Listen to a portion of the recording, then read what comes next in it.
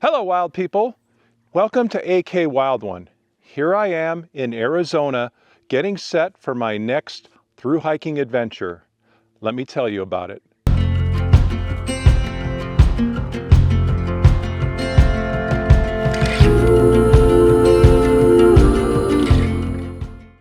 Thank you for tuning in.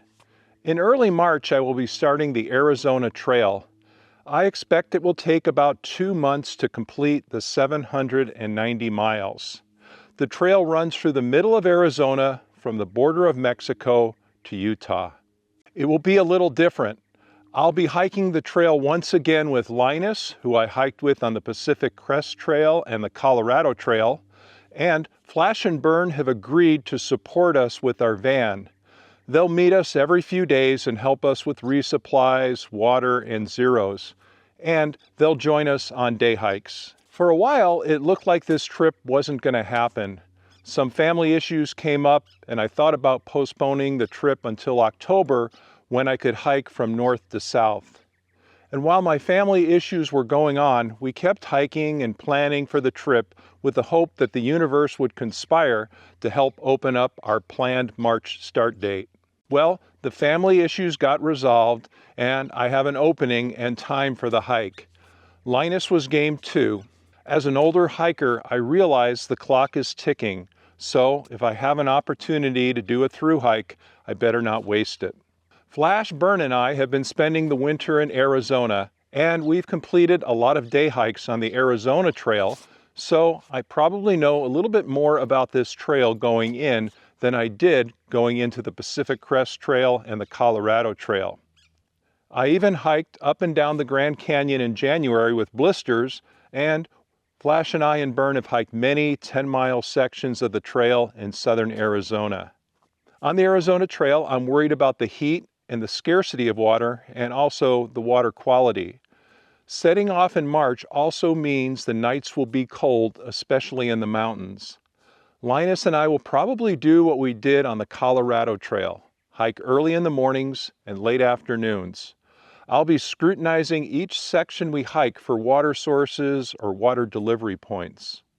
Overall, I'm impressed by the dedication of local trail angels who are maintaining water caches along the trail during this especially dry year. The next thing on the list of things to worry about is the rattlesnakes, and the fact that so much of the flora and fauna in Arizona seems designed to poke, stab, or lacerate you. In other words, good times ahead. For a trip like this, it's important to have a sense for why you're doing it. You know, the underlying reason for why you're setting off and hoping to complete a long-distance hike. What's motivating you to get to the trail and to endure all the hardships? You've heard this tune from me before. It's the same old story with me. At an age when I am required to sign up for Medicare, where I receive too many AARP advertisements in my mail, where every social engagement I attend with people my age and the conversation invariably shifts into discussions of prostate exams and colonoscopies, backpacking long distances represents my last stand against old age. I have to be honest, I don't like the physical decline that comes with old age, and I'm protesting this reality with my feet by walking a lot. I feel younger on the trail. I also crave the serendipity I experience on the trail. The beautiful sunrises with a cup of coffee in the morning, the wildlife encounters, trail towns, and then of course the quick, sometimes deep connections I make with people I meet along the trail. You learn to never judge hikers by appearances. There's just something about shared suffering and the overall trail experience that makes hikers transparent. I'm not saying every hiker you meet is cool, but in my experience in hiking the CT and the PCT, I would say 99% of the folks I meet on the trail were just awesome. Of course, there's always an exception, but that's for a whole new video. What I especially enjoyed hiking the Colorado Trail was the younger hikers I met and treated us older hikers like kin. You know, generally speaking, when younger hikers think I'm cool enough to hang around, it's quite the ego massage. I can't tell you how good that makes me feel inside. It's energizing. And finally, given all the complexities and turmoil in our modern world, the trail for me is one of the few places where life still makes sense. You have a chance to free your mind, live like a Spartan, and sort out the complexities you face. It's a place where you have control over your material items and your world is tangible. You get into the rhythm of setting up camp, eating, sleeping, drinking, and walking. You have plenty of time to think about your life and the direction you're heading. For example, on the PCT, I asked myself, what is it I really want to do during this season of my life? It was on that trip that I decided to pursue my passion for videography and storytelling. In a long-distance hike, you really have to get comfortable with yourself, with your own thoughts, and you wind up being incredibly honest with yourself. The reward has been great. As I discovered through this channel, I've helped inspire a few older hikers or those with physical challenges to hit the trail. And their comments have helped inspire me to stay physically and mentally active.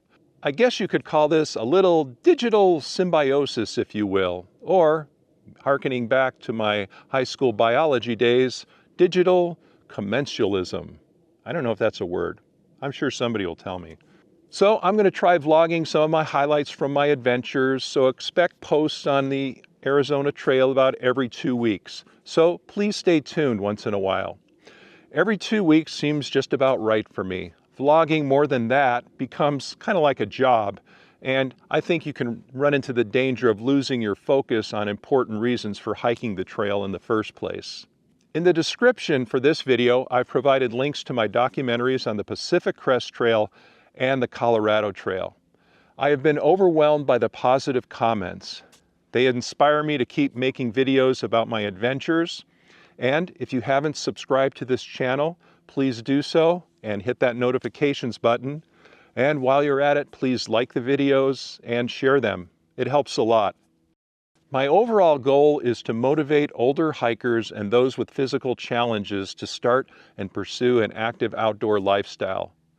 It's never too late to start. Most of all, just don't let that old man or old woman in. As with all trips, sometimes you worry that your hike could fall apart and end in failure. This fear follows me even to this trail.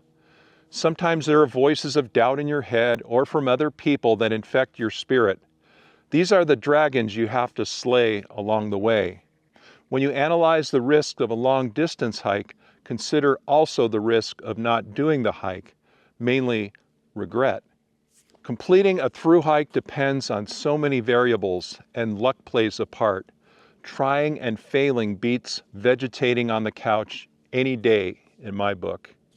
So in that spirit, I'd like to leave you with a quote from Teddy Roosevelt that captures this sentiment. And although he uses the pronoun he, I take it to include both men and women. It's titled "The Man in the Arena." And so, wild people, happy trails, and until we meet again, live wildly, my friends. It's not the critic who counts, not the man who points out how the strong man stumbles or where the doer of deeds could have done them better. The credit belongs to the man who is actually in the arena, whose face is marred by dust and sweat and blood, who strives valiantly, who errs, who comes short again and again, who spends himself in a worthy cause, who at the best knows in the end the triumph of high achievement, and who at the worst, if he fails, at least fails while daring greatly, so that his place shall never be with those cold and timid souls who neither know victory nor defeat.